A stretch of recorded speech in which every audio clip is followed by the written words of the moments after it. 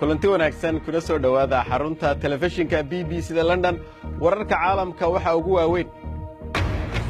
madaxweyne Trump ayaa socdaalkiisii ugu horeeyay ku tagay Sacuudi Carabiya waxa uu ka hadli doonaa kulan muhiim ah oo ay isugu imanayaan hogaamiyaasha dunida muslimka tirada carruurta lagu daryeelayo xarumaha nafaqa darrada ee magaalooyinka Baydhabo iyo Kismaayo ayaa laabantay barnaamijka tiknoolajiyada ee toddobaadkan ee Clickna waxaanu idinku haynaa telefoon marka aad tuujiso sawir ka qaadaya Donald Trump ayaa u anbabaxaya caawa Sacuudi Carabiya safarkiisii ugu horeeyay isagoo madaxweynaha waxa uu hadal ka jeedin doonaa kulan weyn oo ay isugu imanayaan madaxda dunida muslimka ah magaalada caasimadda ee Riyadh waa tallaabo lagu xoojinayo xiriirka Sacuudiga oo ka mid ah taageerayaashiisa ugu waaweyn wasiirka arrimaha dibadda ee Sacuudiga ayaa sheegay in booqashadu ay dirayso fariin culus oo ku saabsan xiriirka Carabta iyo reer galbeedka Farxaan Maxamed Jimcaale ayaa ka waramaya waxay u muuqataa in Donald Trump uu faraha la galay muran qoto dheer oo ku saabsan sida la sheegay xiriirka uu la yeeshay Ruushka laakiin Sacuudiga ayaa ku faraxsan in madaxweynaha Mareykanka uu doortay in booqashadiisii ugu horeysay ee dibadda uu ku tago Riyadh wasiirka arrimaha dibadda ee dalkaasi ayaa u sheegay BBC-da in ay muhiim u tahay booqashadani waxay bedeli doontaa hadalhaynta taagan iyo wadahadalka u dhexeeya dunida muslimka iyo guud ahaan reer galbeedka gaar ahaan Mareykanka waxay go'doomin doontaa xag jirka Iiraan ha ahaato ama ISIS iyo Al-Qaacida yaa yidhi reer galbeedku waa cadowgayaga waxay sidoo kale xakamayn doontaa dadka reer galbeedka ee yidhaa islaamku waa cadowgayaga run ahaantii waa booqasho taariikhi ah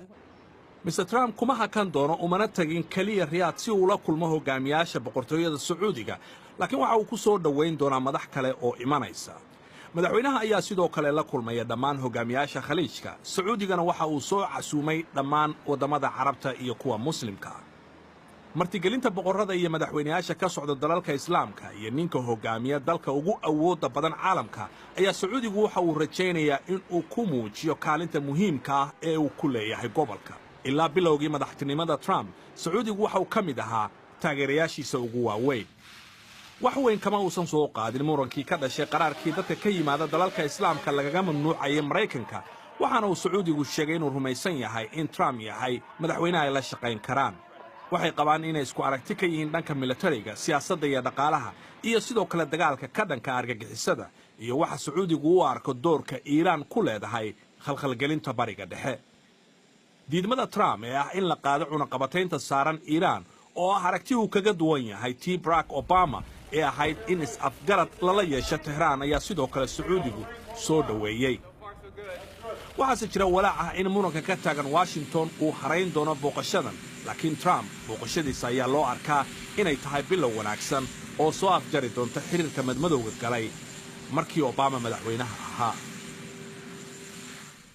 faahfaahin dheeraada oo ku saabsan booqashada madaxweyne Trump ee Sacuudiga iyo warar kaleba waxaad ka heli kartaa bogga BBC Somali adigoo ka galaya mobilkaaga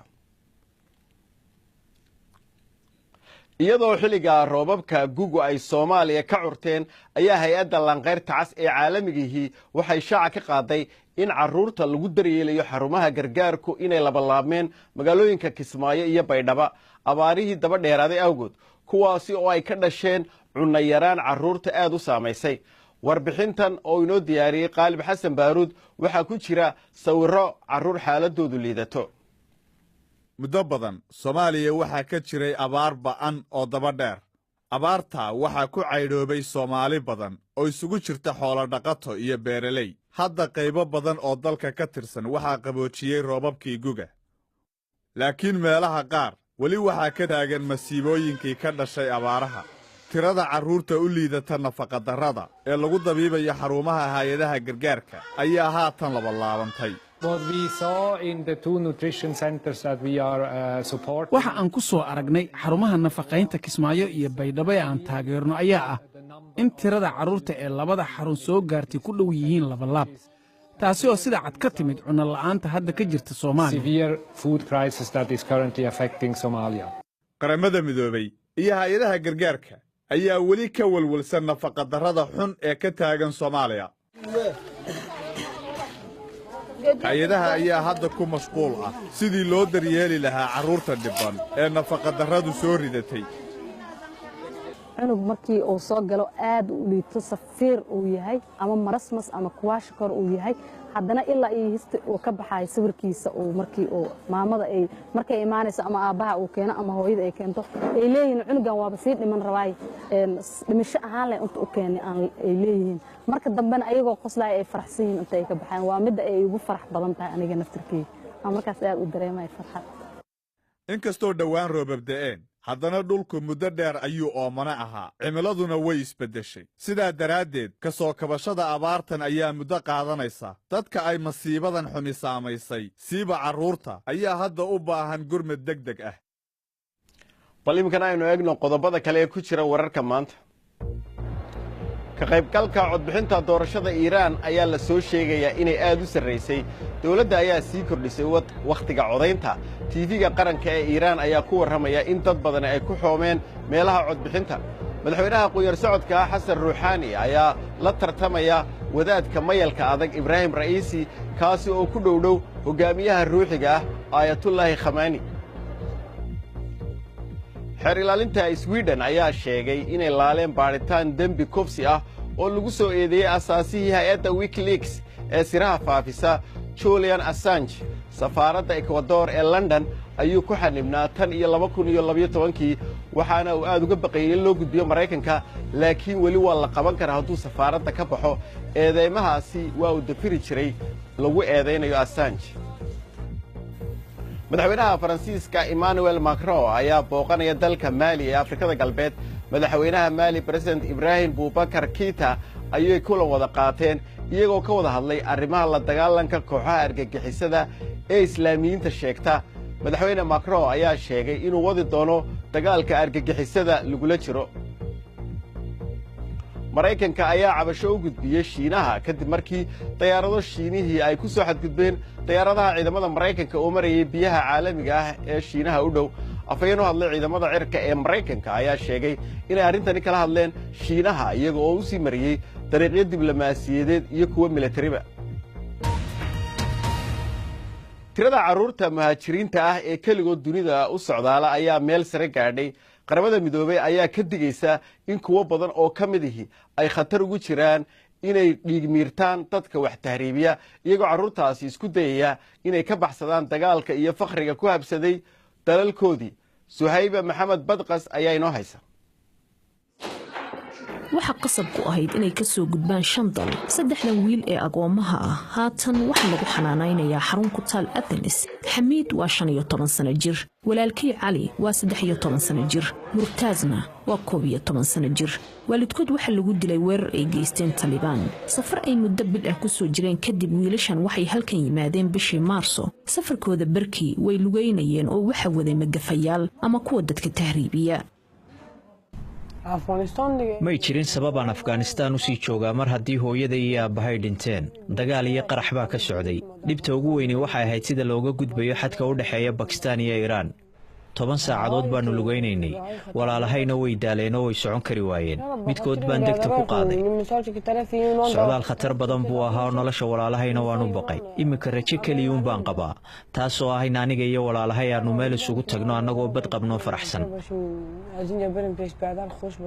maadaama ay muhaajiriin badan ku xaniban yihiin Greega waxaan jirin goobo wanaagsan oo lagu hayo carruurta aan waalidkood la socon waxaa jira warar sheegaya in carruur aan qaangaar ahayn lagu qasbo inay ku shaqeeyaan lacag la'aan iyo kuwa jirkooda ka ganacsada si ay lacag u helaan 10kii carruur ah ee Greega yimi midkood ayaa soo gaaray halkan iyadoo cidina aysan wadin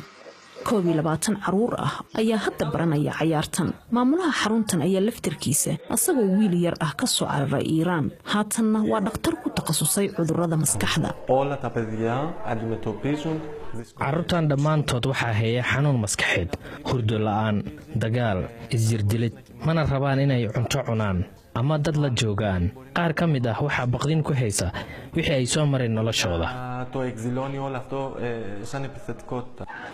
qaramada midoobay ayaa sheegaysa in tiradii ugu badnayd ee carruur ahi ay hadda adduunka ku kala daadsan yihiin ayagoon waalidkood la socon waxa ayna ka soo cararayaan colaadda iyo rajo la'aanta ka jirta waddamadooda waa in dadaal dheeraad ah lala yimaada ayay tiri qaramada midoobay si loo ilaaliyo carruurtaasi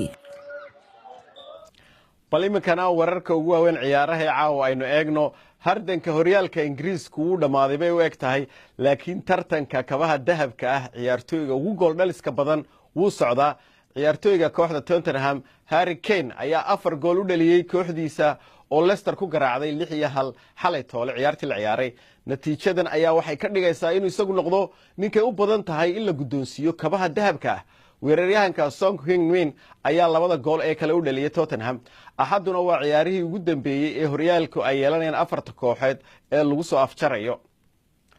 tababaraha Arsenal Arsene Wenger ayaa sheegay in mustaqbalkiisa inuu joogayo iyo in kale Arsenal lagu go'aamin doono kulanka dhacaya 27 May oo ah maalinta FA Cup-ka finalkiisa la ciyaari doono 67 jirkan Faransiiska ah ayaa kooxda Arsenal tababaro u ahaa laga soo bilaabo 1996 kontraadkiisuna wuxuu dhamaanaya xagaaga soo socda taageerayaasha Arsenal qaar kamida ayaa raba inuu ka fadhiisto shaqada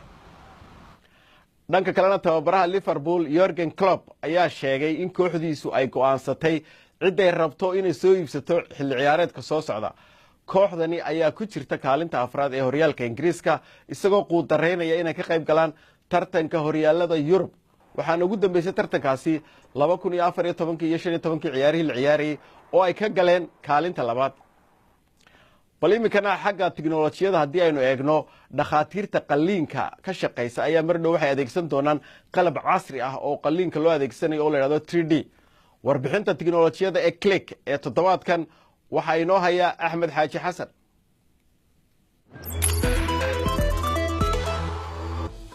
shirkadda telefoonada ee HTC ayaa daaha ka rogtay waxa ay ugu yeertay mobilka 2G oo leh dhinacyo la riixi karo waxaana uu qaadayaa sawir marka la tuujiyo mobilkaasi ayaa Aasiya lagu iibin doonaa isbuucan kadib caalamka intiisa kale ayaa loo iibgeyn doonaa dhammaadka sanadkan HTC waxa ay leedahay iska sheeko inaysan ahayn arrintan ayna cadaadintan ka dabiicisan tahay taabashada caadiga ee mobilka Google waxay shirkeeda sanadlaha ee isbuucan ku soo bandhigtay qaar ka mid ah barnaamijyadeeda caaqilka macmalka ah oo uu ka mid yahay Google Lens kaas oo ah barnaamij aqoonsanaya wixii ka soo hormuuqdo kamerada waxaa sidoo kale ku ishaari kartaa qadka internetka si toos ah ayuuna u soo qabsanaya adigoo aan raadin ama password aan gelin dhaqaatiirta qalliinka waxay mar dhow heli doonaan shay 3D ah oo qalliinka ay u adeegsadaan